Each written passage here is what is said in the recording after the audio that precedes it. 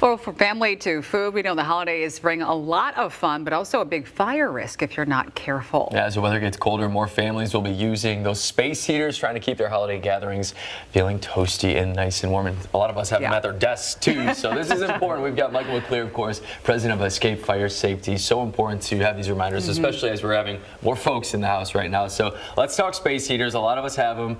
What's maybe the best way to keep us safe? So the best thing to do is make sure when we're in the room, that space heater, keep it at least 3 feet away from anything that can catch fire. That's the couch, it's furniture, other furniture, upholstery. Don't drape the clothing. Sometimes when we were younger, it was fun to put the gloves over the space heater. Don't do that. It's a fire risk.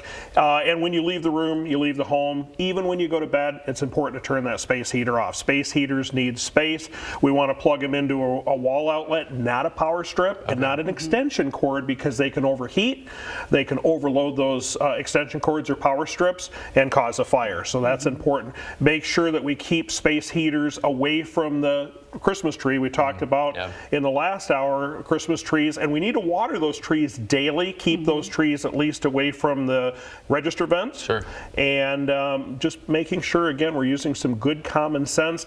I like to recommend, if people are going to use space heaters, use the new ones that have the tip over device. Sometimes pets and children may tip that space heater over. It'll shut it off. The older style ones won't necessarily do that, and again, it can pose a fire risk. Extremely helpful. It's so nice to have those safety features built in. I know one of the ones that I has as soon as it tips over, it stops working, which is great. Exactly. And if you are going to use a fireplace, make sure you dispose the ashes in a metal container outside. We've reported that there have been fires where tragedy occurs during the holidays. We never want to see that. So fireplace ashes need to go in the metal container with a lid outside, away from the structure. And you know, obviously this time of year is tough for a lot of families too, money-wise. What can people do if they're struggling to pay for heat right now? Yeah, they can always call 211 or their energy provider. There's a lot of solutions out there, and that's really important that you bring that up, because sometimes we don't often think about that in the busy time of the year, and sometimes it's pride. Sometimes people don't want to reach out. Certainly reach out, ask for the assistance.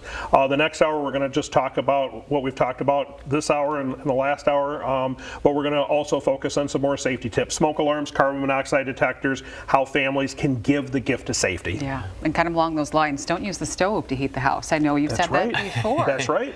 Stove and oven, don't use those. There's TikTok videos out there, people putting the box fan on the stove and blowing the heat off from the burners. Please don't do that. Me just remembering to turn it off That's right. after baking or anything like that. All right, Michael McClear, thanks for hanging out with us. We'll chat with you again in just a bit. We'll be right back.